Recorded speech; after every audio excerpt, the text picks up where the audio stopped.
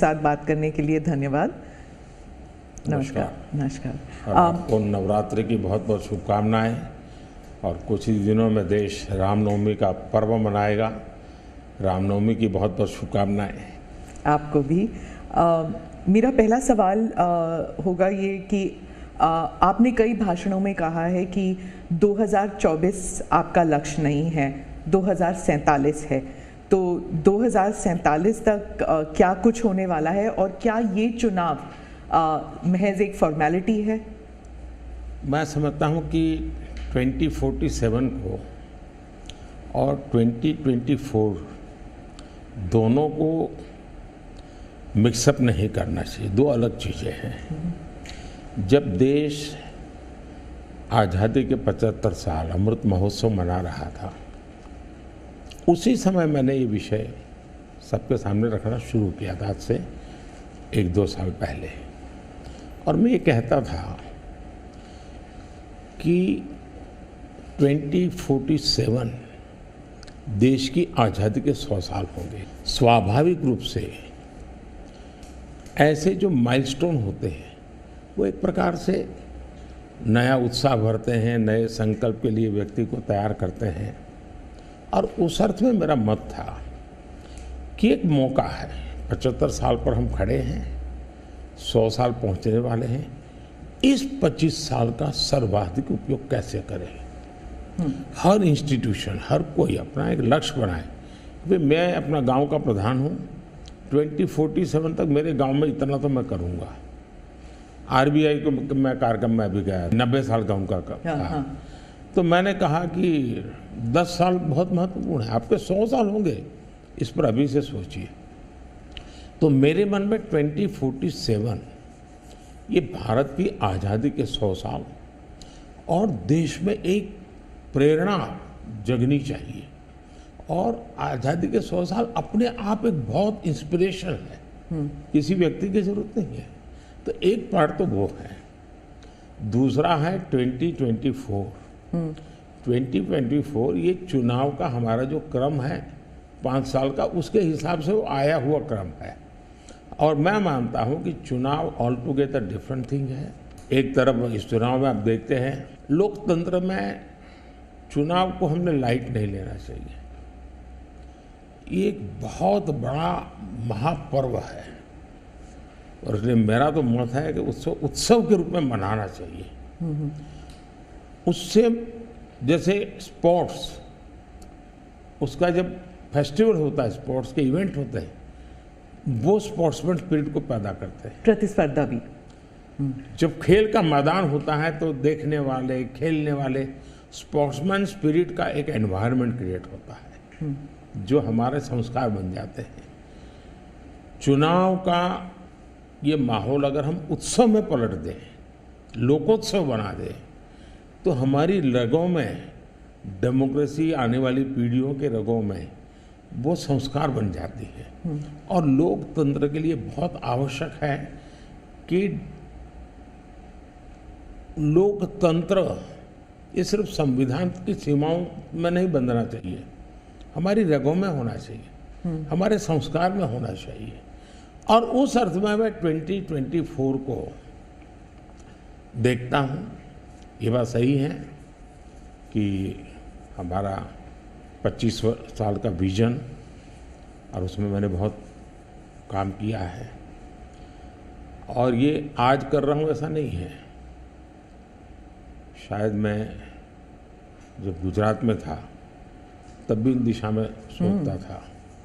अब देखिए 2024 का चुनाव तो देश के सामने एक अवसर है कि एक कांग्रेस सरकार का मॉडल और एक बीजेपी सरकार का मॉडल, उनका 5-6 दशक का काम, मैं उनके लिए बहुत खुला मैदान छोड़ता हूँ। 5-6 दशक का काम और मेरा सिर्फ 10 साल का काम। कंपैरिजन कीजिए, किसी भी क्षेत्र में कंपैरिजन कीजिए, अगर कुछ कमियां होगी तो भी हमारी एफर्ट्स में कमी नहीं रही होगी। दूसरा, मुझे 10 साल में 2 साल तो कोविड की लड़ाई में जाना पड़ा और आफ्टर इफेक्ट भी बहुत था। फिर भी आज हम कंपैरेटिवली देश को स्पीड कहो, स्केल कहो, सर्वांगीण विकास की बात करें तो वो कहें, सर्वसमावेशक विकास की बात कहें तो वो देखें। हर पैरामीटर पे आपको कांग्रेस के मॉडल से एक ऐसा मॉडल नजर आ रहा है कि हाँ, इस रास्ते पर हम चलेंगे इतनी गति से, और गति और बढ़ानी है मुझे। अगले टर्म में गति भी बढ़ानी है और स्केल भी बढ़ाना है, तो वो तो मेरा लक्ष्य ही है। दूसरा, आप देखेंगे कि जब देश चलाने की देशवासी जिम्मेवारी देते हैं तो आपका सिंगल माइंडेड फोकस होना चाहिए। देश के लोग दुर्भाग्य से पहले की राजनीतिक कल्चर ने परिवार को कैसे मजबूत बनाना, परिवार की जड़ों को कोई उखाड़ न दे, उसी में शक्ति लगाते रहे। जबकि मैं देश मजबूत इसी एक लक्ष्य को लेकर के काम कर रहा हूँ। मेरी सरकार पूरी उस लक्ष्य को लेकर काम रही है। और जब देश मजबूत होता है तो हर कोई उसका बेनिफिशियरी संतोष अनुभव करता है। हाँ यार, कुछ तो हो रहा है, मेहनत तो कर रहा है, ईमानदारी से कर रहा है, इन चीज़ों का इम्पैक्ट होता है। तो 2024 ये चुनाव है और चुनाव का मैदान है, तो हम एक अपने ट्रैक रिकॉर्ड को लेकर के गए हैं और वे अपने ट्रैक रिकॉर्ड को लेकर के आए हैं। अब प्रधानमंत्री जी, आपने दो चीज़ों का जिक्र किया जिसके बारे में पूछना चाहूँगी। एक तो वो जब आरबीआई में जब आपने कहा 2014 विजन वगैरह की बात कर रहे थे, तो जब आप कहते हैं कि ट्रेलर है, आपके स्पीचेस में कहते हैं अभी तो ट्रेलर है, मैं बहुत कुछ करने वाला हूँ, तो एक कस्बा होता है जो थोड़ा नर्वस हो जाता है कि करने क्या वाले हैं मोदी जी। एक वो नर्वस होते हैं जो दूसरे जिनका विश्वास आप पर पूर्ण तरह है, वो सोचते हैं कि हाँ अभी और काम बाकी है और मोदी जी उसे अंजाम देने वाले हैं। तो दोनों के लिए आप अगर हमें बताएं कि विजन क्या है कि 2047 तक किस तरह ये विजन सक्सेसफुल होगा, क्या आपका गेम प्लान है? जब मैं कहता हूँ कि मेरे मन में बहुत बड़े बड़े प्लान है और उसके लिए बहुत बड़े बड़े फैसले हैं, किसी को डरने की ज़रूरत नहीं है। मेरे निर्णय किसी को डराने के लिए नहीं है, किसी को दबाने के लिए भी नहीं है। मेरे निर्णय देश के सर्वांगीण विकास के लिए है, जन कल्याण के लिए है। देश के युवाओं के एस्पिरेशंस को मैं देर करना नहीं चाहता हूँ, मैं समय बिगाड़ना नहीं चाहता हूँ, उस अर्थ में मैं कह रहा हूँ। दूसरी बात है, ज़्यादातर सरकारों का स्वभाव होता है वो ये मिजाज में रहते हैं हमने तो सब कुछ कर लिया, हम तो सब कुछ करते हैं। मैं नहीं मानता हूँ मैंने सब कुछ कर लिया है। मैंने ज़्यादा से ज़्यादा करने का प्रयास किया है, सही दिशा में जाने का प्रयास किया है, फिर भी बहुत कुछ है जो मुझे अभी भी करना है, क्योंकि मैं देखता हूँ मेरे देश की कितनी आवश्यकताएं हैं। हर परिवार का सपना, वो सपना कैसे पूरा हो, ये मेरे दिल में पड़ा हुआ है। और इसलिए मैं कहता हूँ जो हुआ है वो ट्रेलर है, आपको अच्छा लगा है, लेकिन मैं बहुत अधिक करना चाहता हूँ, उस अर्थ में मैं उस बात को कहता हूँ। दूसरी बात है कि 2047 का जो विजन का सवाल है, एक तो मैं लंबे समय तक मुख्यमंत्री रह करके आया हूँ और मैं अनुभव करता था कि बार बार चुनाव, आचार संहिता, किसी भी राज्य में चुनाव हो तो मेरे राज्य से 30-40 सीनियर अच्छे अफसर ऑब्जर्वर के नाते जाते थे इलेक्शन ड्यूटी, तो 40-50 दिन तक वो बाहर रहते थे। तो मुझे चिंता रहती थी कि मैं सरकार कैसे चलाऊं, क्योंकि देश में ऐसे चुनाव होते ही रहते और मेरे ऑब्जर्वर जाते रहते हैं। तो फिर मैंने सोचा कि मैं ये इसको वैकेशन नहीं मानता हूँ। मैं चुनाव होगा तो उस पीरियड को वैकेशन के रूप में नहीं लूँगा। मैं अफसरों को पहले से काम देता हूँ, भाई अगली सरकार के लिए ये काम करो। तो मैं उस समय भी 100 दिन का प्लान करता था। हाँ, उसी पे पूछना था मुझे। हाँ। अभी तो चुनाव हो ही रहे हैं, अभी रिजल्ट्स भी नहीं आए और आप 100 दिन का प्लान बना रहे हैं। मैं चुनाव में जाने से पहले शुरू किया। हाँ। और दरअसल मैंने कैसे किया कि मैं पिछले 2 साल से 2047 को ध्यान में रख के काम करता था, और उसके लिए मैंने देश भर में लोगों के ओपिनियन मांगे, सुझाव मांगे। शायद 15 लाख से अधिक लोगों के मैंने सुझाव दिए हैं कि वो आने वाले 25 साल में हिंदुस्तान को कैसे देखना चाहते हैं। और मैंने सभी यूनिवर्सिटीज़ को कांटेक्ट किया, मैंने अलग अलग NGO को कांटेक्ट किया, संगठनों को, और 15-20 लाख लोग उन्होंने इनपुट दिया। फिर मैंने AI की मदद लेकर के उसको सब्जेक्ट वाइज बनाया, उसके काफ़ी मैंने आर्टिफिशियल इंटेलिजेंस, हाँ, टेक्नोलॉजी का भरपूर उपयोग किया।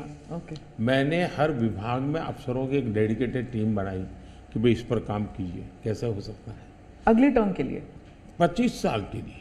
अच्छा। और फिर मैंने खुद ने उनके साथ बैठा, प्रेजेंटेशन दिए 2-2, 2.5 घंटे, और मेरा विजन के अनुरूप क्या चीज़ें हैं, कौन सी चीज़ें डुएबल हैं, कौन सी चीज़ें डुएबल नहीं। थोड़ा सा ट्रेलर बता सकते हैं? उसको मैं ऐसा है कि आचार संहिता चल रही है। अच्छा। मैं अभी अगर इन चीज़ों को बताऊंगा तो शायद कोई उसको गलत अर्थ में ले लेगा, तो मैं उसमें फंसना नहीं चाहता हूँ जी। लेकिन इसमें कुछ छुपा हुआ नहीं है, मिल ही जाएगा।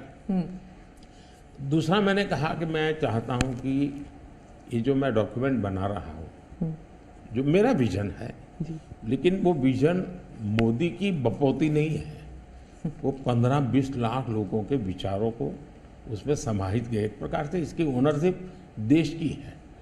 15-20 लाख लोग इनपुट देते हैं, मतलब पूरा देश दे रहा है जी। मैंने क्या किया है कि मैंने उसको अभी डॉक्यूमेंट के रूप में तैयार करवा रहा हूँ। जैसे ही चुनाव प्रक्रिया पूरी हो जाएगी तुरंत वो स्टेट को भेज दिया जाएगा। ओके। मैं चाहूँगा कि स्टेट उस पर काम करे। स्टेट को क्या लगता है, क्या हो सकता है, क्या नहीं। और वो सिर्फ बीजेपी स्टेट्स नहीं है, सभी नहीं, पूरा देश, ये देश का है, ये भाजपा का नहीं है जी। ओके। ये काम देश का है जी। फिर मैं नीति आयोग की मीटिंग बुलाऊंगा, उसमें इस पर व्यापक चर्चा करूंगा मुख्यमंत्रियों के साथ, और फिर उसमें से एक फाइनल चीज बनेगी। दूसरी तरफ मैंने अफसरों को कहा कि अभी जो हमारे सामने चित्र बना है, जो कुछ भी इनपुट आए उसके आधार पर मैंने अपने इनपुट दिए, उसमें से मुझे 3 हिस्सों में काम करना है। एक, बीजेपी का जो मैनिफेस्टो आएगा उसमें से करणीय काम तुरंत कैसे ले सकते हैं। दूसरा, ये जो 25 साल का हमारा जो एक खाका बना है, जो मेरा अपना विजन है, अभी तो मैं चाहूँगा कि मुझे और भी उसमें क्रिटिकल इनपुट चाहिए मुझे। मैं ऐसा नहीं मानता हूँ कि सब कुछ मुझे ही समझ और मुझे ही दिखता है। कोशिश मैंने भारी की, मैंने काफ़ी समय लगाया इसमें। उसको मैं 3 हिस्सों में बांटा। एक 25 साल, उसके लाइट में मेरे नेक्स्ट 5 ईयर, और उसके लाइट में मेरे फर्स्ट 100 डेज। तो इस प्रकार से मैंने पूरा डिजाइन बना के अफसरों को काम पे लगा दिया है, क्योंकि मैं 1 मिनट भी गंवाना नहीं चाहता हूँ जी। अब आपको याद होगा 2019 में बहुत कम लोगों को ध्यान रहता है, उस समय भी मैंने 100 दिन का काम दे करके चुनाव के मैदान में गया था, और जब मैं वापस आया आर्टिकल 370 100 दिन में मैंने कर दिया। 3 तलाक से मेरी बहनों को मुक्ति दिला दी, पहले 100 दिन में किया। UAPA बिल सिक्योरिटी को लेकर के हमने 100 दिन में कर दिया। बैंकों का मर्जर बहुत बड़ा काम था, हमने 100 दिन में किया। इतना ही नहीं, पशु का टीकाकरण, ये कोविड के टीकाकरण की इतनी चल रहा है ना, मैं देश में पहली बार करीब 15,000 करोड़ रुपया लगा करके पशुओं के टीकाकरण का बड़ा अभियान चला रहा हूँ, और मैंने 19 में पहले 100 दिन में किया था। तो मैं 100 दिन क्या काम करना वो हैफाजत नहीं करता, मैं बिल्कुल प्लानिंग करके उसको आधार पर आगे चलाता हूँ। मोदी जी, आपने एक टर्म कॉइन किया है जो बहुत ही लोकप्रिय हो गया है, मोदी की गारंटी। अब चुनाव के वक्त कई लोग कह रहे हैं कि क्या उम्मीदवार जो है वो नॉट इम्पॉर्टेंट है, वोट तो सिर्फ मोदी जी को जा रहा है क्योंकि मोदी जी की गारंटी है। तो इलेक्शन के दौरान ये सब टर्मिनोलॉजी इम्पोर्टेंट होता है। पहली बात है, उम्मीदवार ही नहीं, चुनाव में हर मतदाता इम्पोर्टेंट होता है। चुनाव में बूथ लेवल का कार्यकर्ता भी इम्पोर्टेंट होता है, कैंडिडेट भी उतना ही महत्वपूर्ण होता है। और इसलिए ये कह देना कि और किसी का महत्व नहीं होता है, ये वरना इतना बड़ा चुनाव हो ही नहीं सकता है जी, तो बहुत महत्व होता है। जहाँ तक गारंटी का सवाल है, आज हमारे यहाँ दुर्भाग्य से शब्दों के प्रति जो कमिटमेंट होना चाहिए वो एक प्रकार से लग रहा है कि ये तो चलते का नाम गाड़ी, कुछ भी बोल दो, कहीं पर भी बोल दो, कोई जिम्मेवारी नहीं। अब आप देखा होगा इन दिनों एक नेताजी के पुराने ढेर सारे वीडियो बाजार में घूम रहे हैं और उनके एक विचार से दूसरा विचार कितना कॉन्ट्राडिक्टरी है। अब लोग एक साथ देखते हैं, अरे ये आदमी इतना हमें मूर्ख बनाता था, हमारी आंख में धूल झोंकता। अभी मैंने एक नेता का भाषण सुना, उन्होंने कहा एक झटके में मैं गरीबी हटा दूंगा। अब जिनको 5-5, 6-6 दशक देश का राज करने को मिला, वो जब आज कहेंगे कि मैं एक झटके में गरीबी हटा दूंगा, तो देश सोचता है ये क्या बोल रहे हैं। तो मुझे लगता है पॉलिटिकल लीडरशिप की क्वेश्चनेबल होती जा रही है। ऐसे में प्राण जाए और वचन न जाए, ये महान परंपरा से हम निकले हुए लोग हैं। मैं मानता हूं कि नेताओं ने ओनरशिप लेनी चाहिए, जिम्मेवारी लेनी चाहिए। मैं जो बोल रहा हूं मतलब मेरी जिम्मेवारी है, ये कोई करेगा ऐसा करेगा ऐसे नहीं चलता है। और उसमें से मैंने बल दिया है गारंटी का। मैं कमिटमेंट भी करता हूं और उसका मैं ओनरशिप ले रहा हूं। और जब ओनरशिप लेते हैं ना, तो देश को भरोसा होता है।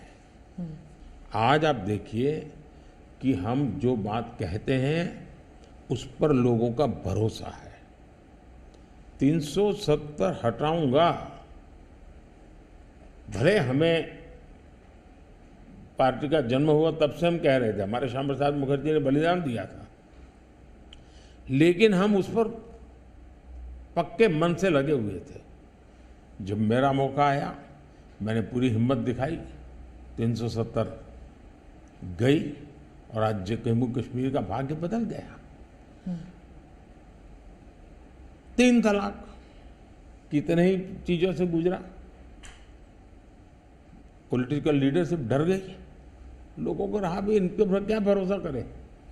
ये तो एक बार एक बोलते दूसरा, लोगों का भरोसा तब बनता है, कहेगा यार ये खुद खड़े रहेंगे, ये खड़े रहेंगे। और जाना भी है तो जिम्मेवारी लेकर के जाएंगे कि भाई ये था, मैं सोचा था, नहीं कर पा रहा हूं, मैं जा रहा हूं वापिस। लेकिन भरोसा बहुत बड़ी ताकत होती है और भारत जैसे देश में ये भरोसा को मैं अपनी जिम्मेवारी मानता हूं और इसलिए मैं बार बार गारंटी ये कहता हूं। मोदी जी, आप भरोसे की बात करते हैं, जब भी हमारे कैमरा टीम्स जहाँ भी जाते हैं वो सब यही कहते हैं कि जो मतदाता हो या कैंडिडेट हो, वो सब यही बात करते हैं, मोदी पर भरोसा।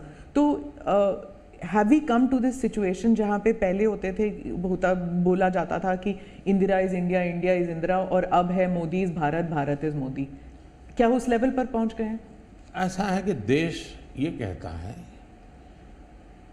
और जो मैं खुद भी फील करता हूँ, कि ये माँ भारती का बेटा है, ये माँ भारती का संतान है। उससे ज़्यादा न लोग मुझे मेरे लिए सोचते हैं, न ही मेरे लिए बोलते हैं। भारत माँ का संतान है, माँ की सेवा कर रहा है, तो इतना ही बहुत है। मैं राम मंदिर प्राण प्रतिष्ठा की बात करती हूँ। इसको एक राजनीतिक रंग नहीं चढ़ना चाहिए था, लेकिन हो गया है। और जब इलेक्शंस आ गए हैं तो फिर चाहे ऑपोजिशन हो या बीजेपी हो, एक दूसरे पर आरोप लगाते हैं, तुम पापी तुम पापी। कांग्रेस कहती है कि इसका राजनीतिकरण बीजेपी ने किया इसलिए वो पापी हैं। बीजेपी कहती है कि न्योता देने के बावजूद आप प्राण प्रतिष्ठा में आए नहीं इसलिए आप पापी हैं। तो इसे आप कैसे देखते हैं? पहली बात है कि इसका राजनीतिकरण किसने किया,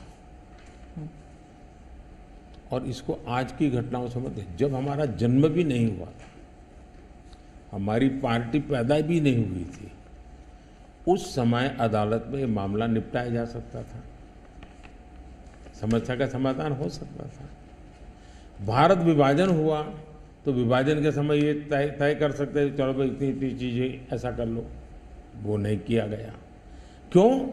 कि एक ऐसा हथियार हाथ में है जो हथियार वोट बैंक पॉलिटिक्स के लिए मजबूती का एक दांव है, इसलिए उसको पकड़ के रखा गया और बार बार उसको भड़काया गया।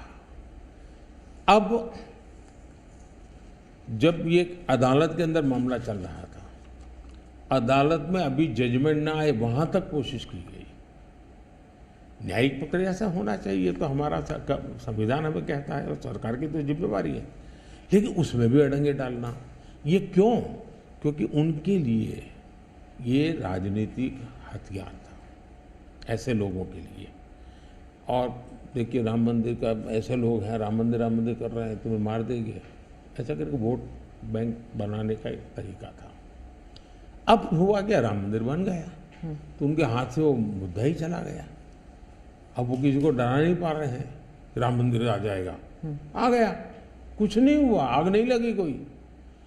दूसरा, इनकी प्रकृति, आप सोमनाथ मंदिर से लेकर के अब तक की घटनाएं देखिए, वे भारत की मूलभूत आस्थाएं, भारत का मूलभूत जो पिंड है, उसके प्रति नेगेटिविटी लेकर के ही देश में वो अपनी बातें। अब सोमनाथ मंदिर को क्या प्रॉब्लम था? सरदार पटेल थे, डॉक्टर राजेंद्र बाबू को जाना था, वहां तो न जनसंघ था, न भाजपा था, न आरएसएस थी, न कोई लड़ाई थी, लेकिन उन्होंने मना कर दिया जाने। वो जो नेहरू जी की जो चिट्ठी थी, हाँ, जो भी है।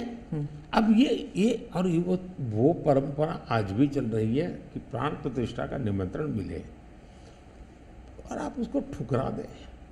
सचमुच में तो आपको गर्व होना चाहिए कि ये राम मंदिर निर्माण करने वाले जो भी लोग हैं, जिन्होंने संघर्ष भी किया है, वे आपके सारे पाप भूल करके, सारे आपके गुनाह भूल करके घर में आकर के आपको इनवाइट कर रहे हैं और नए से व्यवहार शुरू करना चाहते हैं।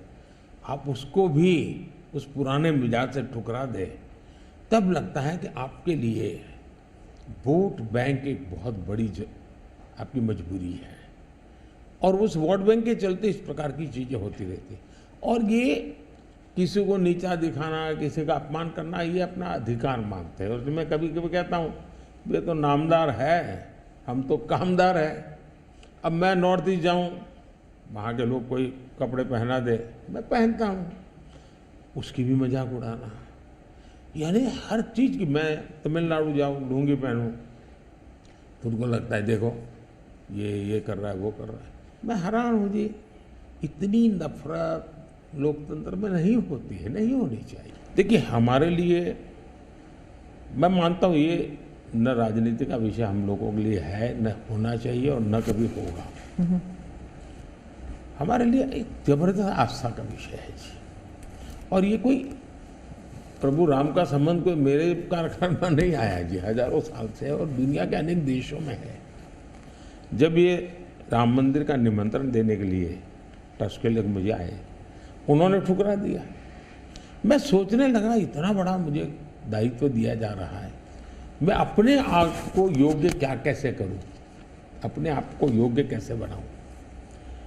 तो मैंने कुछ लोगों की एडवाइस ली, कुछ संतों की, कुछ जानकार लोगों की, मेरी स्पिरिचुअल लाइफ से जुड़े हुए कुछ लोगों को मैंने पूछा कि भाई मैं इसको एक प्रधानमंत्री के रूप में इस कार्यक्रम को नहीं लेता हूँ, एक राम भक्त के रूप में करना चाहता हूँ, मुझे क्या करना। उसमें से मुझे सुझाव आया, तो सुझाव तो बहुत, लेकिन मैंने फिर कुछ अध्ययन भी किया और मैंने मनोमन तय किया कि मैं 11 दिन का अनुष्ठान करूँगा।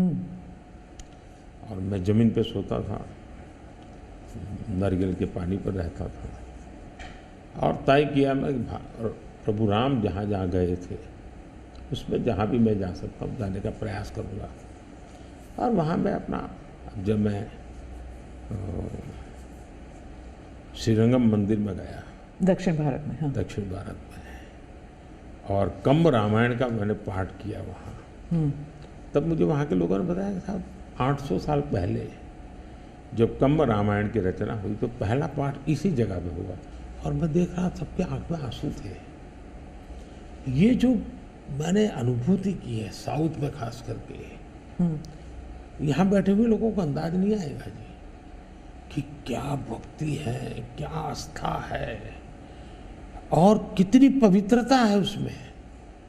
मेरा कार्यक्रम नोन नहीं था, मेरा काम भी ऐसा व्यक्तिगत था, लेकिन जो जन सामर्थ्य एक प्रकार से मुझे उनके भाव में अनुभव कर रहा था, तो मेरे लिए शायद मेरी स्पिरिचुअल जर्नी की एक बहुत बड़ा महत्वपूर्ण एक 11 दिन की घटना मैं देखता हूँ। मैं और राम मंदिर प्राण प्रतिष्ठा को मैंने बहुत गंभीर लिया था जी। मैंने एक इवेंट के रूप में नहीं लिया था जी, मेरे लिए वो इवेंट नहीं था। वो एक स्पिरिचुअल मूवमेंट था आपके लिए? मैं मानता, मुझे दिखता था वो 500 साल का संघर्ष, मुझे दिखता था 140 करोड़ लोगों की श्रद्धा, सपने, और देश के गरीब गरीब लोगों ने पाई पाई देकर के मंदिर बनाया है जी। ये मंदिर 3 चीजें मैं देखता हूँ। एक, 500 साल का अविरत अखंड एक निष्ठ संघर्ष, लाखों लोगों का एक काम के लिए बलिदान। दूसरा, लंबी न्यायिक प्रक्रिया, इतने सालों की न्यायिक प्रक्रिया, और न्यायिक प्रक्रिया के हर तराजू से तुल करके निकला हुआ, कसौटी हुआ। दूसरा, टेक्नोलॉजी का उपयोग, ASI के द्वारा उसकी खुदाई, सबूत, ये एक बहुत बड़ा। और चौथा, हिंदुस्तान के कोटि कोटि लोगों ने 1-1, 2-2, 5-5 रुपया जो भी दे सकते हैं दे करके ये मंदिर बनाया है। ये मंदिर सरकारी खजाने से नहीं बना है। ये ऐसे पहलू हैं कि जो भारत के स्वाभिमान को, भारत के सामर्थ्य को, भारत के सपनों को, भारत के संकल्प को और भारत के आने वाली पीढ़ी को बहुत बड़ी प्रेरणा देने वाले हैं। हम दक्षिण भारत की बात करते हैं तो पहले मैं दक्षिण भारत के कुछ मुद्दों के बारे में उठाऊंगी। बीजेपी का एक ऐसा नेता तमिलनाडु में उभर के आया है जो इसके लिए मीडिया अटेंशन काफ़ी कुछ आ रहा है, वो है अन्नामलाई जी। तो वो काफ़ी कॉन्फिडेंट हैं कि तमिलनाडु में बीजेपी को डबल डिजिट फिगर आएंगे। तो क्या ये उनका ओवर कॉन्फिडेंस है कि आप भी तमिलनाडु इतनी बारी जा चुके हैं? पहली बात है कि तमिलनाडु जनसंघ के जमाने से और भारतीय जनता पार्टी, मैं कहता हूँ 5-5 पीढ़ी हमारी इस विचार के लिए वहाँ खप चुकी है। तो एक निरंतर काम चला है। जब कांग्रेस से लोग निराश हुए तो प्रादेशिक पक्षों की तरफ गए, और लंबे अरसे तक प्रादेशिक पक्षों का जो कुछ भी कामकाज देखा है, अब लोग निराश हो गए। निराशा के इस माहौल में उन्होंने दिल्ली में भाजपा की सरकार का मॉडल देखा, हिंदुस्तान में अन्य राज्यों में भाजपा की सरकार का मॉडल देखा, देश भर में जो तमिल बंधु रहते हैं उन्होंने अपने घरों में जाके बताया भी हम जिस राज्य में रहते हैं वहाँ तो ये हो रहा है। तो लोग स्वाभाविक तमिल प्रजा कंपैरिजन करने लगी कि जो हवा खड़ा किया गया था ये तो अच्छा काम कर रहे हैं। अब जैसे मैंने तमिल काशी संगम किया तो तमिलनाडु में DMK पार्टी वाले लोग ये तो पानीपुरी वाले कर करके मजाक उड़ाते थे, लेकिन जब तमिलनाडु के लोग काशी संगम कार्यक्रम में आए और काशी का रूप रंग देखा, उन्होंने कहा ये हमने तो जो सुना था ऐसा नहीं है, ये तो बहुत डेवलप दिखता है, बड़ी प्रगति हो रही है, IT का नेटवर्क दिखता है। तो सोचने का तरीका बदलने लगा और उसके कारण DMK के प्रति जबरदस्त गुस्सा पैदा हुआ है। मैं कल्पना नहीं कर सकता इतना बड़ा गुस्सा पैदा हुआ है। वो गुस्सा पैदा डाइवर्ट हो रहा है बीजेपी की तरफ पॉजिटिव वे में। और अन्नामलाई एक बहुत ही अच्छे आर्टिकुलेट है, यंग है, बहुत ही अपनी आईपीएस कैडर में बहुत बड़ी प्रतिष्ठित नौकरी छोड़ कर के आए हैं। दूसरा, लोग सोचते कि यार इतना बड़ा होनहार कैरियर छोड़ के आया आदमी तो डीएमके या डीएमके में चला जाता, उसकी तो जिंदगी बन जाती, लेकिन वो मानने नहीं गया, वो बीजेपी में आया। तो लोग आप यार ये बीजेपी में गया है मतलब कुछ मेटल है, कुछ अच्छे इरादे वाला इंसान लगता है, तो स्वाभाविक रूप से उसके आकर्षण का केंद्र बना है। और मेरी पार्टी की विशेषता है, हम हर स्तर के हर छोटे मोटे कार्यकर्ता जिसमें क्षमता है उनको अवसर देते हैं। हमारा कोई परिवारवादी तो पार्टी है नहीं, परिवार से चलित पार्टी नहीं है, जिन पार्टियों में of the family, by the family and for the family होता है, और इसलिए हमारे यहाँ तो हर एक को अवसर मिलता है। फैमिली बेस्ड पॉलिटिक्स अगर हम बात करें तो तमिलनाडु में डीएमके ने कहा है कि उन्होंने काफ़ी बयान दिए हैं सनातन के खिलाफ, और वो तो काफ़ी अरसे से करते आए हैं, काफ़ी दशकों से उनका एंटी सनातन पोजीशन रहा है, लेकिन अब जो है वो लोग थोड़ा बहुत आक्रोश दिखने को मिल रहा है। तो आप क्या समझते हैं कि is it because of awareness कि लोग बीजेपी की तरफ मुड़ रहे हैं, या फिर सनातन के खिलाफ जो उनके स्टेटमेंट्स है वो बाकी राज्यों में भी ये फैल रहा है? अब मैं इस सवाल को जरा अलग तरीके से देखता हूँ। सवाल हमें कांग्रेस को पूछना चाहिए। जो कांग्रेस जिसके साथ किसी जमाने में महात्मा गांधी का नाम जुड़ा हुआ था, जो कांग्रेस जहां इंदिरा गांधी जी गले में माला खुलेआम पहन करके घूमती थी, रुद्राक्ष माला, जो हाँ रुद्राक्ष माला पहन करके घूमती थी इंदिरा जी। सवाल कांग्रेस को पूछना चाहिए कि तुम्हारी क्या मजबूरी है कि सनातन के खिलाफ इतना जहर उगलने वाले लोगों के साथ तुम क्यों बैठे हो भाई? क्या तुम्हारी राजनीति अधूरी रह जाएगी क्या? ये कौन सी कांग्रेस की सोच विकृति आ रही है कांग्रेस में, ये चिंता का विषय है। डीएमके का तो जन्म शायद इस नफरत में पैदा हुआ होगा, और धीरे धीरे वो नफरत का खेल भी उनका लोग स्वीकार करने नहीं लगे हैं, और इसलिए वो नए नए तौर तरीके अपना करके बोल रहे हैं।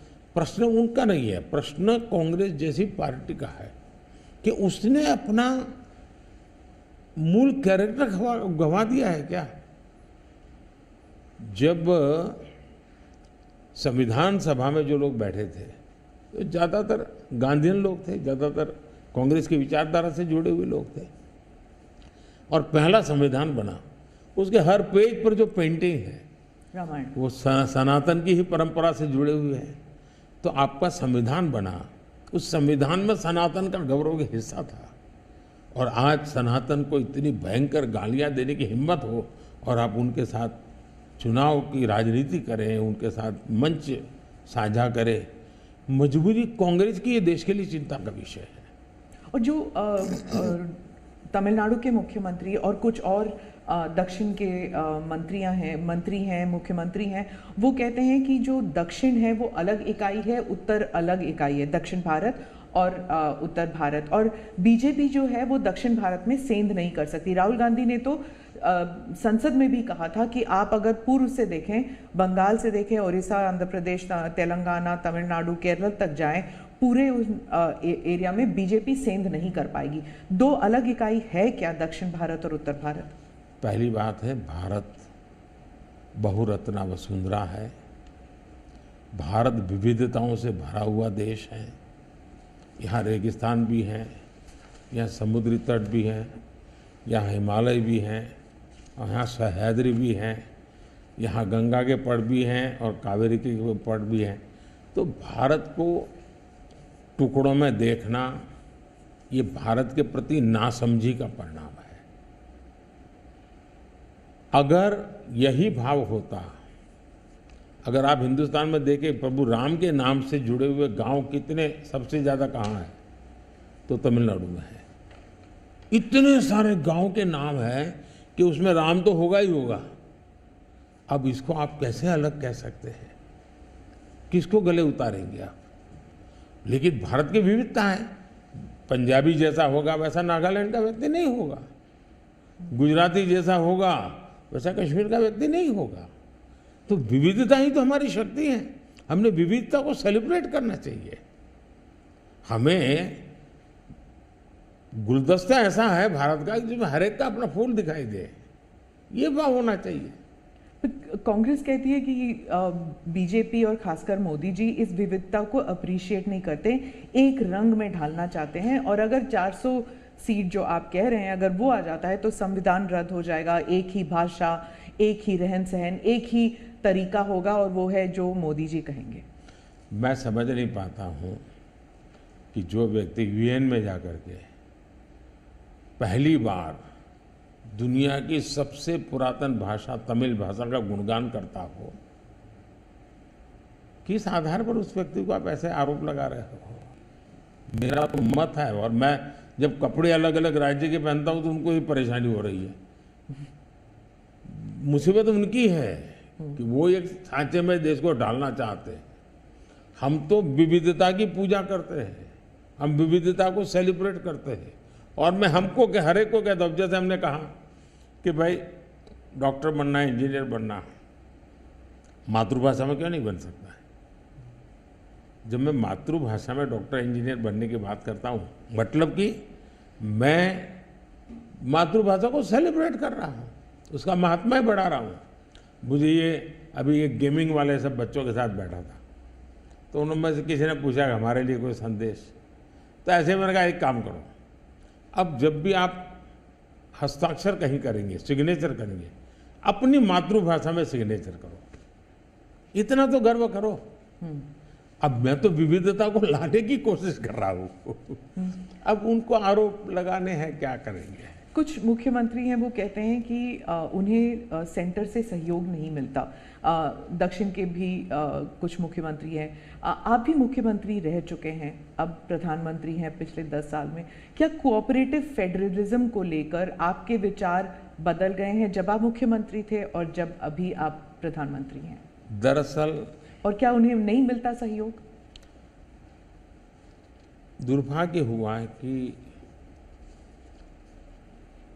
जो रीजनल एस्पिरेशंस होते हैं उसको सबसे ज़्यादा तवज्जो देनी चाहिए, ये मेरी पार्टी की फिलॉसफी है। अगर आप रीजनल एस्पिरेशंस जो हैं उसको नकार करके विकसित भारत का सपना पूरा नहीं कर सकते। दूसरा, मैं गुजरात में लंबे समय तक मुख्यमंत्री रह के आया हूँ, और मेरा सौभाग्य है कि देश में मैं पहला प्रधानमंत्री ऐसा हूँ कि जिसके पास राज्य के मुख्यमंत्री का इतना बड़ा अनुभव रहा है। तो एक मुख्यमंत्री के नाते केंद्र से क्या अपेक्षाएं होती हैं, केंद्र से क्या तकलीफें होती हैं, उसको मैंने भली भांति झेला है, समझा भी है।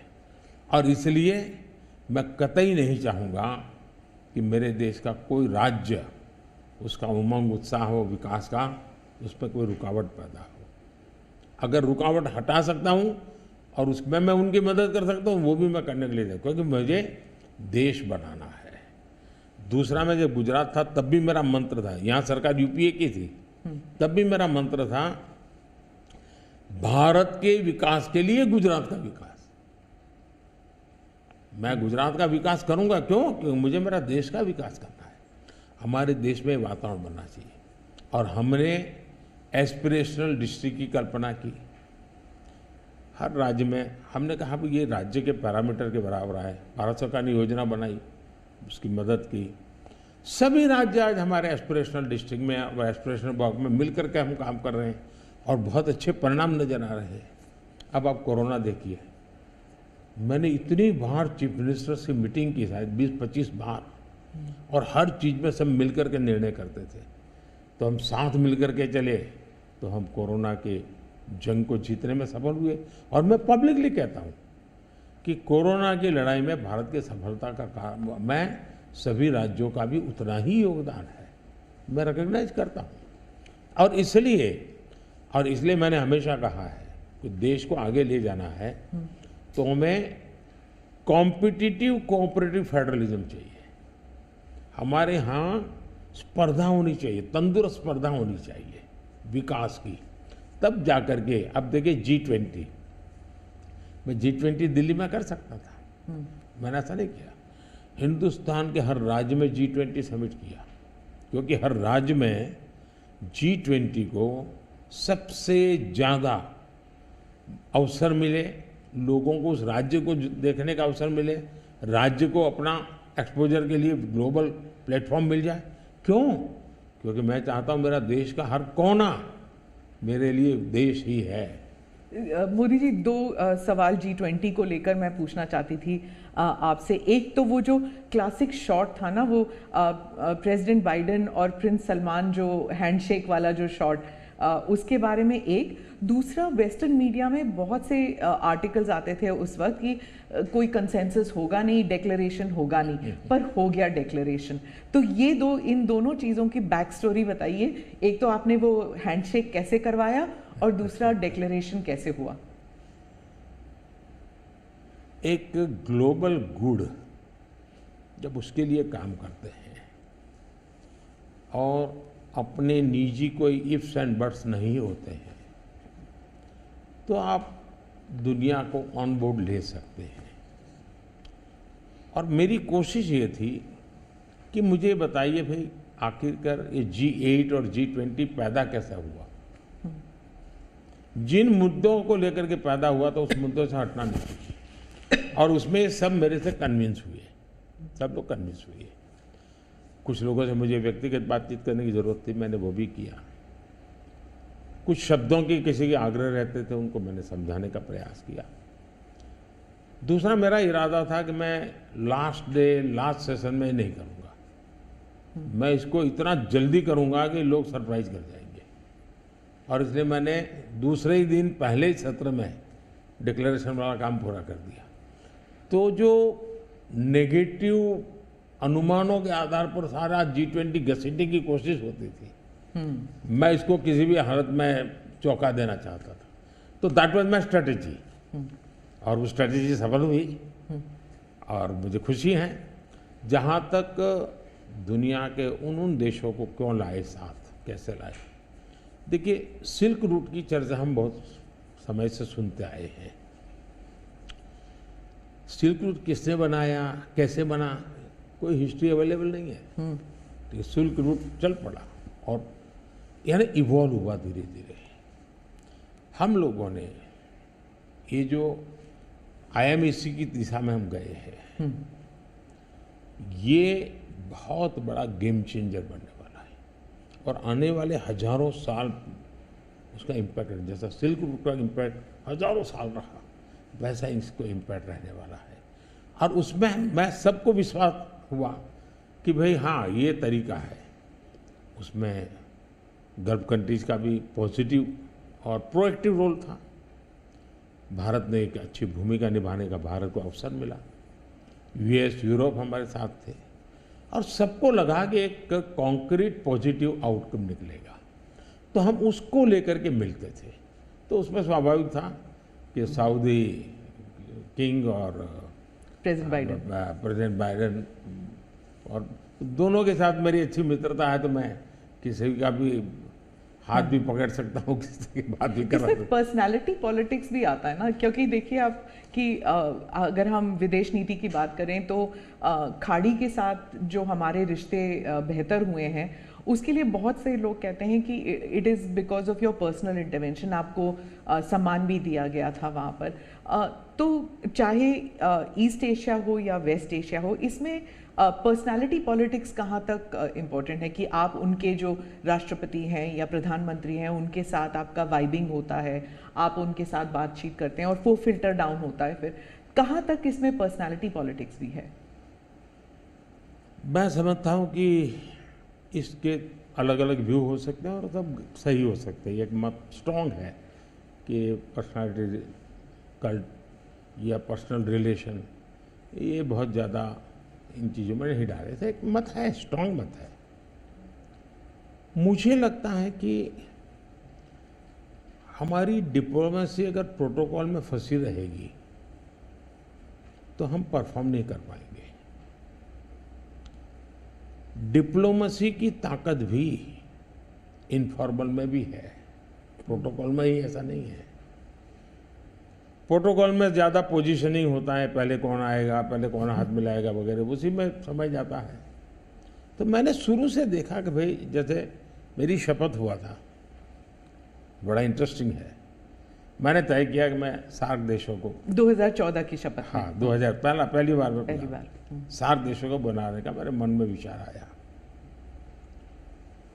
और उसके पीछे कारण ये था क्योंकि मेरा चुनाव प्रचार में मुझ पर आरोप एक ही था कि ये मोदी जो कि राज्य से आया है, ये देश की राजनीति क्या समझेगा, विदेश नीति क्या समझेगा, ये तो डुबो देगा। ये चुनाव प्रचार का मेरा खिलाफ के जो मुद्दे थे उसमें एक बड़ा महत्वपूर्ण मुद्दा था। सब लोग मेरी मजाक उड़ाते थे। तो मुझे लगा इनको एक ही एक्शन से मुझे जवाब दे देना चाहिए, बोलने की जरूरत नहीं है। पहले दिन से। तो मैंने शपथ समारोह में सार्क देशों को बुलाया। उसके पहले मैंने बैक चैनल से उन सबसे सहमति ले ली थी, ऐसा तो नहीं हो सकता कि कोई, और सब लोग आए। मेरा शपथ हुआ। फॉरेन मिनिस्टर अभी तो हमारा बना भी नहीं था, और मैं इन सारी चीज़ों से बिल्कुल नया था, बिल्कुल अनभिज्ञ था। लेकिन बायलैटरल सबके साथ होना था। जब हम लोग हैदराबाद हाउस में गए तो मुझे समझाया सब प्रोटोकॉल वालों को, सब ऐसा होगा, वो आएंगे, आप ऐसा कहेंगे सर।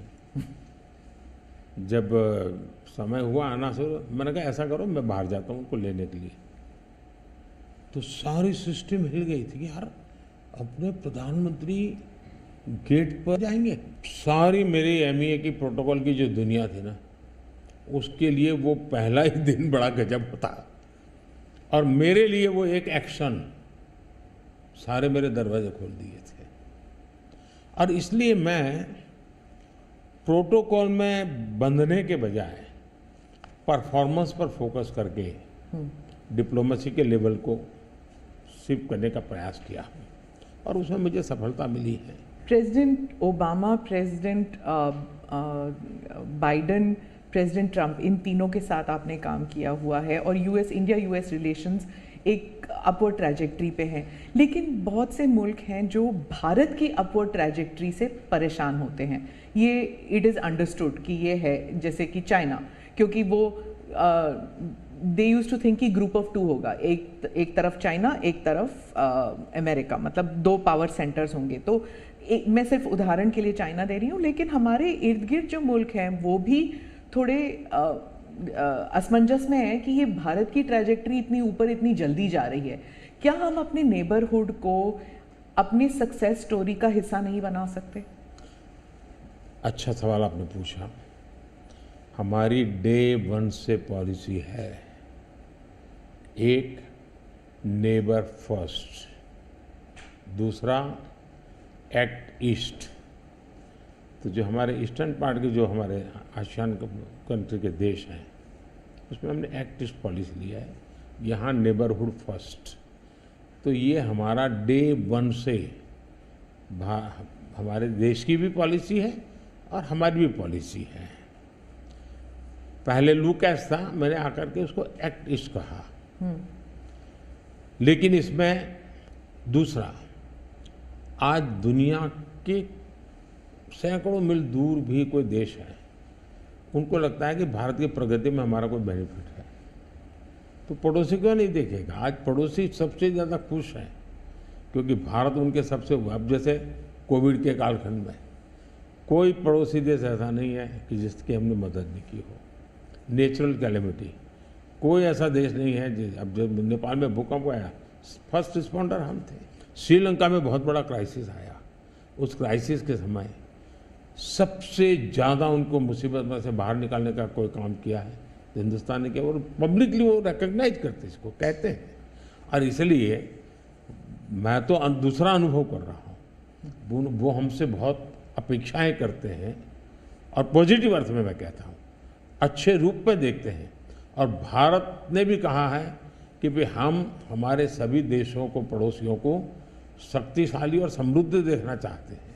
आपने दोस्ती का हाथ बढ़ाया था 2014 से ही पाकिस्तान, चाइना के साथ भी ऐसे किया था। लेकिन जब आप सक्सेस स्टोरी या अपने नेबरहुड फर्स्ट की बात करते हैं तो पाकिस्तान, चाइना, मालदीव्स ये भी आते हैं और यहाँ पर कटाक्ष है अगर आप बात करें तो। इसके लिए सुधार की उसमें उनकी अंदरूनी राजनीति महत्वपूर्ण है।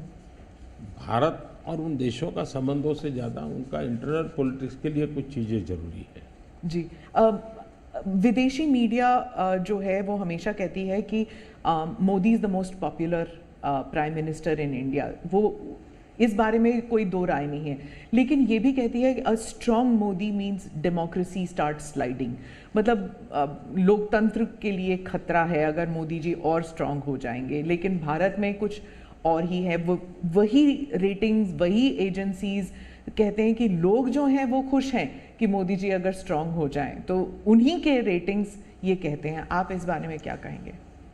पहली बात है कि उनकी टर्मिनोलॉजी क्या है और उनके इस कंक्लूजन पर आने का आधार क्या है, ये अपने आप में एक रिसर्च का विषय है। लेकिन मैं ये समझ नहीं पाता हूँ कि जिस देश में 6 लाख पंचायतें चुने हुए लोगों से चलती हो, दुनिया में कोई देश ऐसा है कि जहाँ 6 लाख पंचायतें और नियमित रूप से चुनाव जहाँ होते हैं, इतने राज्य, अनेक पार्टियों की सरकारें। हमारे देश में शायद ही कोई ऐसी पॉलिटिकल पार्टी होगी जो कहीं सत्ता में ना हो। तो ये सब होने के बावजूद अगर ये कहना कि सर्वसत्ताधीश कोई बन रहा है, तो ये तो मुझे लगता है उनको जानकारियों का अभाव है। दूसरा, अगर मोदी सर्वसत्ताधीश के रूप में रहता तो G20 में मेरे अगल बगल में ही कर रहा है। मैंने तो राज्यों के पास, क्योंकि डेमोक्रेटिक कैरेक्टर है ये हमारा। मोदी जी, एक मैं मदर ऑफ डेमोक्रेसी इसकी दुनिया में गुंज कर रहा हूँ, तो उनको क्वेश्चन हो रहा है क्योंकि वो अभी भी स्वीकारने को तैयार नहीं कि भारत मदर ऑफ डेमोक्रेसी है।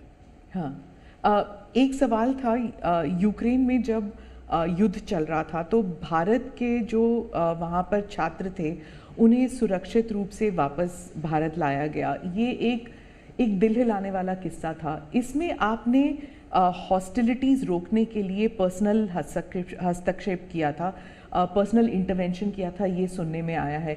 तो इसके बारे में कुछ बताएंगे?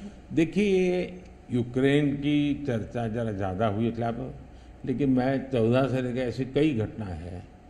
अगर आपने एक सुषमा स्वराज जी का एक इंटरव्यू है, आप देखिए कि कैसे यमन में से हमने हिंदुस्तान के लोगों को लाए और सऊदी किंग के साथ मैंने बात करके उनसे कहा भाई मुझे वहाँ यमन से लोगों को लाना है, तो आपका बॉम्बार्डिंग चल रहा है, हम कर नहीं पा रहे हैं, मुझे कैसे मदद करेंगे? तो उन्होंने कहा कुछ समझ लीजिए मुझे। और सुषमा जी ने अपने इंटरव्यू में सारी चीज़ें कही हुई है। भारत की रिक्वेस्ट पर एक पीरियड रहता था जिस पीरियड में बॉम्बार्डिंग नहीं होता था, और उस समय हम हवाई जहाज़ में हमारे लोगों को निकालते। यमन से करीब 5000 लोगों को हम लाए थे। उसी प्रकार से यूक्रेन में मेरा यूक्रेन से भी इतना ही घनिष्ठ नेता है, मेरा रशिया से भी इतना ही घनिष्ठ नाता रहा है। दोनों राष्ट्रपति के साथ में बहुत मित्रतापूर्ण मेरा रहा है। मैं पब्लिकली राष्ट्रपति पुतिन को कह सकता हूँ कि युद्ध का समय नहीं है। मैं यूक्रेन को भी कह सकता हूँ पब्लिकली कि बातचीत के रास्ते पर ही जाना चाहिए, और इसके कारण मेरी क्रेडिबिलिटी है। और जब मैंने कहा भाई भारत के इतने लोग, हमारे नौजवान फंसे हुए हैं और मुझे आपकी मदद चाहिए, और मैं आप क्या व्यवस्था कर सकते हो, फिर मैंने बताया मैंने इतनी व्यवस्था की है, आप इतना मेरी मदद कीजिए। उन्होंने मदद की, और भारत के तिरंगे की ताकत इतनी थी कि विदेशी व्यक्ति की भी भारत का तिरंगा हाथ में रखता था तो उसके लिए जगह मिल जाती थी। तो मेरा तिरंगा ही मेरी गारंटी बन गया था। मोदी जी, मैं डोमेस्टिक पॉलिटिक्स पे वापस आती हूँ। एक सवाल है इलेक्टोरल बॉन्ड्स के बारे में। राहुल गांधी जो हैं वो हर भाषण में कहते हैं और विपक्ष के नेता भी कहते हैं कि इसमें धांधली हुई है। आपकी पार्टी के लोग भी कहते हैं कि अगर गलती है, अगर इसमें कोई गुंजाइश है इसके सुधार में तो वो कर सकते हैं। क्या ये गलत फैसला था इलेक्टोरल बॉन्ड्स का? पहली बात है कि हमारे देश में लंबे अरसे से चर्चा चली है कि चुनावों में काला धन एक बहुत बड़ा खतरनाक खेल हो रहा है। देश के चुनावों को काले धन से मुक्ति मिले, इसके लिए कुछ करना चाहिए। चर्चा लंबे समय से चल रही है। चुनाव में खर्च तो होता ही होता है, कोई इनकार नहीं कर सकता है। मेरी पार्टी भी करती है, सब पार्टियां करती है, कैंडिडेट भी करते हैं, और पैसे लोगों से लेने पड़ते हैं, सब पार्टियां लेती हैं। मैं चाहता था कि हम कुछ कोशिश करें कि इस काले धन से हमारे चुनाव को कैसे मुक्ति मिले, ट्रांसपेरेंसी कैसे आए। एक प्रामाणिक पवित्र विचार मेरे मन में था। रास्ते खोज रहे थे, एक छोटा सा रास्ता मिला, वही पूर्ण है वैसा हमने उस समय भी क्लेम नहीं किया था। पार्लियामेंट में डिबेट में सबने उसको सराहा भी था। आज जो लोग उलट पुलट बोल रहे हैं उन्होंने सराहा था। पार्लियामेंट डिबेट देख लीजिए। हमने कैसे कैसे काम किया, जैसे 1000 और 2000 के नोट खत्म कर दिए। चुनाव में वही बड़े बड़ी मात्रा में ट्रैवलिंग करते हैं, क्यों कि ये काला धन खत्म हो। हमने सुप्रीम कोर्ट ने कहा था कि 20,000 रुपये तक पॉलिटिकल पार्टियां कैश ले सकती हैं। मैंने कानून बनाकर, नियम बना करके 20,000 को 2,500 कर दिया। क्यों? क्योंकि मैं नहीं चाहता था कि ये कैश वाला कारोबार चले। फिर मैंने कहा है कि इलेक्टोरल बॉन्ड, कि जो पार्टी अपना सीक्रेसी मेंटेन करना चाहती है।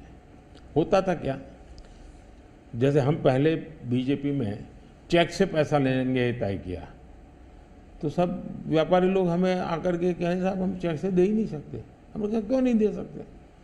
बोले हम चेक से देंगे तो हमें लिखना पड़ेगा, हम लिखेंगे तो जो सरकार है वो देखेगी कि ये विपक्ष को इतना पैसा दिया, तो हमें तो वो परेशान करेंगे।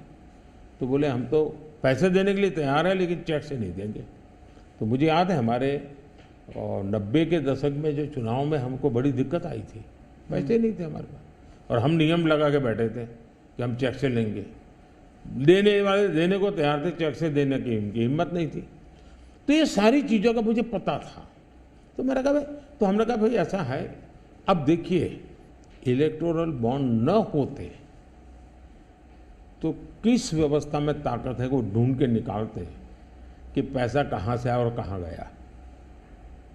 ये तो इलेक्टोरल बॉन्ड की सक्सेस स्टोरी है कि इलेक्टोरल बॉन्ड थे तो आपको ट्रेल मिल रहा है मनी का, कि किस कंपनी ने दिया, कैसे दिया, कहाँ दिया। अब उसमें अच्छा हुआ बुरा हुआ वो विवाद का विषय हो सकता है, इसकी चर्चा हो। मुझे जो चिंता है वो, मैं ये कभी नहीं कहता हूँ निर्णय में कोई कमी नहीं होती है। निर्णय तो चर्चा कर सीखते हैं, सुधारते हैं। इसमें भी सुधार के लिए बहुत संभावना है, लेकिन आज हम पूरी तरह काले धन की तरफ देश को धकेल दिया है। और इसलिए मैं कहता हूँ सब लोग पछताएंगे, जब बाद में ईमानदारी से सोचेंगे सब लोग पछताएंगे। अब देखिए इलेक्टोरल बॉन्ड का भी विशेषता थी, कैसा झूठ चल रहा है। कुल देश में 3,000 कंपनियों ने इलेक्टोरल बॉन्ड दिए हैं। उसमें 3,000 में 26 कंपनियां ऐसी हैं जिन पर कार्रवाई हुई है। ये कहते हैं ना ईडी वीडी टिकना फला, 3,000 डोनर है उसमें सिर्फ 26, और उनमें से 16 कंपनियां ऐसी थी छापा जब लगा उस समय बॉन्ड खरीदा। कोई जोड़ सकता है इसको, अगर बॉन्ड खरीदा, लोग ये जोड़ रहे हैं, उसकी विशेषता ये है कि ये जो 16 कंपनियों ने बॉन्ड खरीदा उसमें से 37 पैसा अमाउंट बीजेपी को डोनेशन में मिली। 63% बीजेपी के विरोधी पार्टियों को मिली। अगर पूरे जोड़े जाएं तो हाँ। मैं ये 16 कंपनी जिसका ईडी सीबीआई कोई न कोई उस समय एक्शन भी हुआ और बॉन्ड भी निकला, 37% अमाउंट बीजेपी ने, 63 ऑपोजिशन को। क्या ईडी रेड करे और ऑपोजिशन को डोनेशन देने का कार्यक्रम वर्क करे? क्या बीजेपी ऐसा करेगी? इसका मतलब कि 63% पैसा विपक्ष के पास जाए और आप आरोप हम पर लगाए, लेकिन उनको गोलमोल बोलना है और भाग जाना है। हम ट्रांसपेरेंसी की बात करते हैं तो विपक्ष कहता है कि ईडी, सीबीआई, आईटी, सारे के सारे इदारे जो हैं, इलेक्शन कमीशन को भी जोड़ते हैं, वो कि सारे इदारों पर बीजेपी हावी है और लेवल प्लेइंग फील्ड है ही नहीं। मतलब they already making the ground कि इलेक्शन जो है वो फेयर नहीं हो सकता। इसमें एक भी कानून मेरी सरकार ने नहीं बनाया, चाहे ईडी हो, सीबीआई हो, चाहे इलेक्शन कमीशन। ऊपर से हमने तो इलेक्शन कमीशन में सुधार किए हैं। आज इलेक्शन कमीशन बनता है तो ऑपोजिशन भी उसमें होता है। पहले तो प्रधानमंत्री एक फाइल पे साइन करके इलेक्शन कमीशन बना देता था, और जो उनके परिवार के साथ निकट जुड़े थे ऐसे ऐसे लोग इलेक्शन कमिश्नर बने थे। ऐसे लोग इलेक्शन कमिश्नर बने थे जो वहाँ से निकलने के बाद राज्यसभा के मेंबर बने, उनकी सरकार के मिनिस्टर बने। ऐसे इलेक्शन कमिश्नर बने थे जो कांग्रेस के बाद में कैंडिडेट बने, और इसलिए हम उस लेवल पे प्ले नहीं कर सकते। तो हमारा लेवल प्ले फील्ड हो ही नहीं सकता, हम ऐसे बन ही नहीं सकते। हम अच्छे रास्ते पर जाना चाहते हैं, हम उस रास्ते पर जाना नहीं चाहते। दूसरी बात है, आखिर ईडी सीबीआई कैसे बनी? ईडी वगैरह का आप देखेंगे या इलेक्शन कमीशन, अपने एक कहावत है, नाच न जाने आंगन टेढ़ा। और इसलिए कभी ईवीएम का बहाना निकालेंगे, कभी मूलतः पराजय के लिए वो कुछ रीजनिंग अभी से सेट करने में लगे हैं ताकि पराजय उनके खाते में न चढ़ जाए।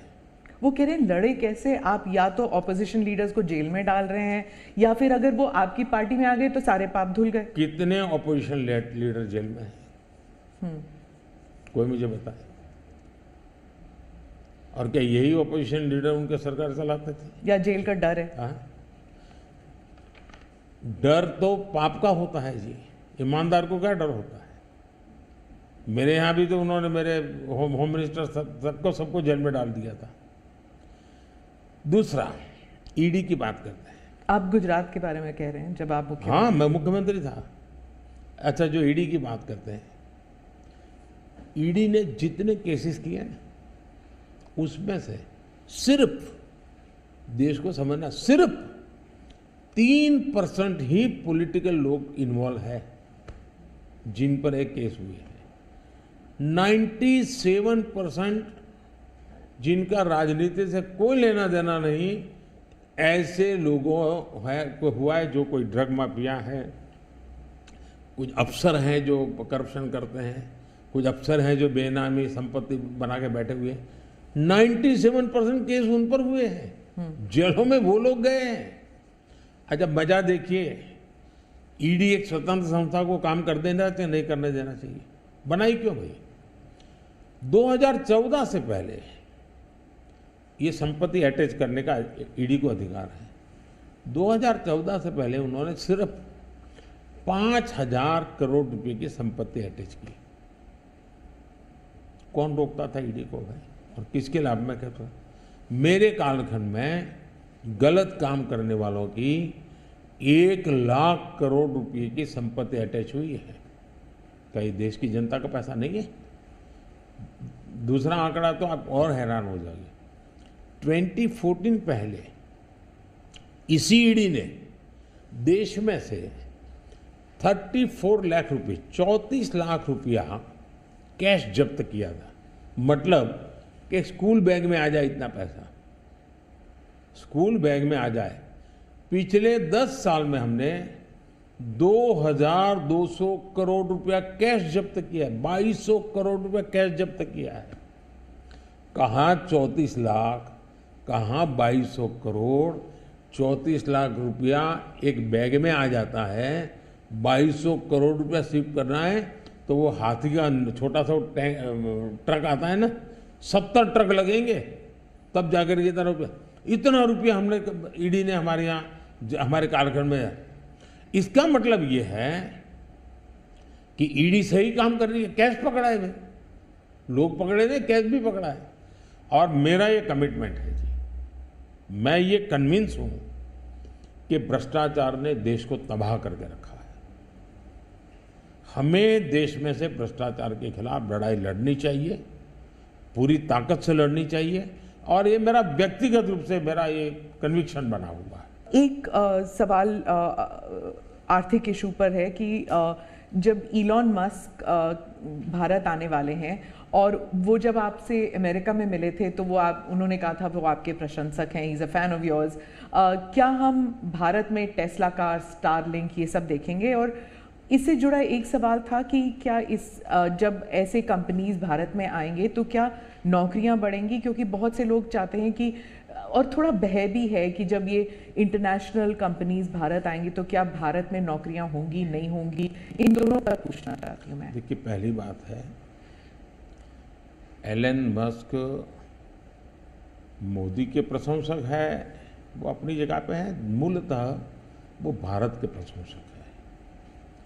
और मैं अभी उनको मिला ऐसा नहीं, मैं 2015 में उनकी फैक्ट्री देखने गया था, वो कहीं बाहर थे, तो स्पेशली अपने सारे कार्यक्रम कैंसिल करके वो वापस आए, मुझे सब चीज़ें खुद ने अपनी फैक्ट्री में दिखाई, और उनका विजन क्या है वो मैं उनसे समझा। मैं अभी गया तो दोबारा भी उनसे मिला था, और अभी वो भारत आने वाले भी हैं। देखिए, भारत में पिछले 10 साल में दुनिया भर से हर क्षेत्र में पूंजी निवेश हो रहा है। अब हमारा ईवी मार्केट, इलेक्ट्रिक व्हीकल का मार्केट कितना बड़ा बना है, आपको जानकर के हैरानी होगी कि कितना बदलाव आया है, लोग पकड़ नहीं पाते। 2014-15 में हमारे देश में 2000 इलेक्ट्रिक व्हीकल थे, 2000 बिके थे। 14-15 में 2000 इलेक्ट्रिक व्हीकल बिके थे। 2023-24 में 12 लाख इलेक्ट्रिक व्हीकल बिके हैं। कहा 2000 और कहा 12 लाख। इसका मतलब इतना बड़ा चार्जिंग स्टेशन का नेटवर्क बना है, पर्यावरण को बहुत बड़ी मदद मिली है। यानी एक प्रकार से, और उसको लेकर के हमने आप एक पॉलिसी का रूप दिया है। हमने दुनिया को कहा कि भाई भारत बहुत तेज़ी से ईवी पे जा रहा है, मैन्युफैक्चरिंग करना चाहते वो आना चाहे आइए। इतना ही नहीं, मैं चाहता हूँ हिंदुस्तान में निवेश आना चाहिए, क्योंकि भारत में वो चीज़ें जिसमें भले पैसा किसी का भी लगा हो, पसीना मेरे देश का लगना चाहिए, उसके अंदर सुगंध मेरे देश की मिट्टी की आनी चाहिए, ताकि मेरे देश के नौजवानों को रोजगार मिले। और मैं उसके लिए, अब देखिए, गूगल उसका बड़ा काम यहाँ कर रहा है, सैमसंग यहाँ पर आया, एप्पल बहुत बड़ी मात्रा में यहाँ पर आया। हमारे यहाँ बड़ोदरा के अंदर एयरक्राफ्ट मैन्युफैक्चरिंग के लिए काम शुरू हुआ, सेमीकंडक्टर के लिए अभी तो ताइवान के एक लीडर का बड़ा अच्छा बयान भी आया। यानी हम हर क्षेत्र में चाहते हैं कि लोग टेक्नोलॉजी ट्रांसफर करें, हम चाहते हैं कि लोग पूंजी निवेश करें, हम चाहते हैं कि हमारे देश के नौजवानों को रोजगार मिले। मैं ये अब मुझे मंजूर नहीं है कि मेरा देश का गेहूं बाहर जाए और ब्रेड में बाहर से लूँ, मैं ऐसा नहीं चलाऊँगा। जो भी करूँगा मेरे देश में करूँगा, मेरे देश के नौजवानों के लिए करूँगा, और मैं इसके लिए नीतियाँ भी बनाता हूँ, हिम्मत के साथ बनाता हूँ, और लोग आ भी रहे हैं, भरोसा कर रहे हैं। प्रधानमंत्री जी, अंत में 2 सवाल पूछना चाहूँगी। एक तो फर्स्ट टाइम वोटर्स, पहले बार जो मतदान करने वाले हैं, उनके लिए आपका क्या संदेश है? और दूसरा, जो ईमानदार मध्यम वर्गीय करदाता है, honest middle class tax payer, millions are there, तो उनके लिए वो क्या उम्मीद कर सकते हैं मोदी 3.0? देखिए, मैं जो विकसित भारत की बात करता हूँ, उसके साथ साइमल्टेनियस किसका भविष्य जुड़ा हुआ है? जो आज 20 साल का, 22 साल का है, वो 2047 में है, उसकी पूर्ण जिंदगी का एक कालखंड है एक प्रकार से, तब वो 40, 45, 50 का होगा। मतलब ये भारत के विकसित भारत बनने की प्रक्रिया और उसकी जिंदगी की प्रक्रिया दोनों साथ है। गोल्डन अपॉर्चुनिटी है उसके साथ। ये सबसे ज्यादा बेनिफिशियरी आज का जो फर्स्ट टाइम वोटर है वो 2047 का सबसे बड़ा बेनिफिशियरी बनने वाला है। ये बात मैं उसको समझा रहा हूं कि भाई मैं तेरा भविष्य बना रहा हूं, तुम मेरे साथ जुड़ जाओ। और मैं क्या मानता हूं कि वो जुड़ेगा। दूसरा, फर्स्ट टाइम वोटर जो है वो परंपरागत चीजों से बाहर आना चाहता है। अब आप देखिए विपक्ष का घोषणा पत्र पूरी तरह इकोनॉमी को फेल करने वाला घोषणा पत्र है। एक प्रकार से विपक्ष का घोषणा पत्र देश के जो फर्स्ट टाइम वोटर हैं या पिछले जिनकी उम्र 25 से कम है उनके भविष्य को रौंदने वाला उनका मैनिफेस्टो के इकोनॉमिक प्रोग्राम है। वो तो खटाखट खटाखट खटाखट पैसे देने वाला। मैं उनको क्या करना है, लेकिन पूरा अगर एनालिसिस करोगे तो सबसे बड़ा नुकसान ये जो देश के 25 साल की उम्र से कम उम्र वाले लोग हैं उनके भविष्य को रौंदने वाला एक उनका इकोनॉमिक प्रोग्राम है जी। बर्बाद हो जाएगा। मुझे उनकी जिंदगी बनानी है। मैं देश में इनोवेशन को बल देना चाहता हूँ। देखिए देश में जो पैटेंट इन दिनों रजिस्ट्री हुई, हिस्टोरिकल रिकॉर्ड है पैटेंट के। तो यंग जनरेशन को लगता है हाँ हमारी जिंदगी बढ़ रही है। आज डेटा मेरे देश का इतना सस्ता है। मैं जानता हूँ मेरे देश को आर्थिक रूप से नुकसान हो रहा है, लेकिन सस्ता डेटा का परिणाम है कि मैं देश में डिजिटल रिवॉल्यूशन लाने में मेरे नौजवानों को मैंने ताकत दी है। आज वो दुनिया, मुझे अभी गेमिंग वाले बच्चे मिले थे, वो कहते थे साहब दुनिया के देश में हम खेलने के लिए जाते हैं, वहाँ डेटा इतना महंगा है। बोले हम 50 बार सोचते हैं, हम भारत के अंदर इतना हमारे लिए अवसर है, इतना सस्ता डेटा है तो हम हिम्मत कर रहे हैं। एजुकेशन में आज डेटा सस्ता होने के कारण उसको कितनी फायदा हो रहा है जी। लॉन्ग डिस्टेंस लर्निंग, हाँ हर चीज में, टेलीमेडिसिन में। ये जो हमने इन चीज़ों पर कंट्रोल करके रखा है इसका बहुत बड़ा लाभ हो रहा है, बड़ा रिवॉल्यूशन हो रहा है। और जो मिडिल क्लास टैक्स पेयर है उसके लिए जो देखिए जहाँ तक टैक्स पेयर है, सचमुच में टैक्स पेयर का सम्मान होना चाहिए, टैक्स पेयर का गौरव होना चाहिए। आए दिन रास्ते चलते हर टैक्स पेयर को गाली देते रहेंगे तो देश कैसे चलेगा जी। ये मैं समझ नहीं आता हूँ ये किस सोच का परिणाम है। देखिए क्या बदलाव आया है। मैं टैक्स पेयर की बात करूँ, पिछले 10 वर्ष में ITR फाइल करने वालों की संख्या 2 गुने से अधिक हो गई। पहले 4 करोड़ से भी कम लोग ITR फाइल करते थे, आज 8 करोड़ से ज़्यादा लोग ITR फाइल कर रहे हैं। टैक्स कलेक्शन 3 गुना बढ़ोतरी हुई है। मतलब पहले जो नेट टैक्स कलेक्शन होता था वो 11 लाख करोड़ रुपए होता था, आज net tax collection 34 lakh crore रुपए हो रहा है। ये क्यों हो रहा है? उसको भरोसा है कि वो जो पैसा दे रहा है ना वो सही जगह पे उपयोग हो रहा है, विकास के काम, चोरी लूटफाट में नहीं आया, इसलिए वो विश्वास के कारण देने के लिए आगे आया है। दूसरा, 7 लाख रुपये तक की इनकम पर टैक्स हमने माफ कर दिया है, जो पहले 2-2.5 लाख पे अटका हुआ था।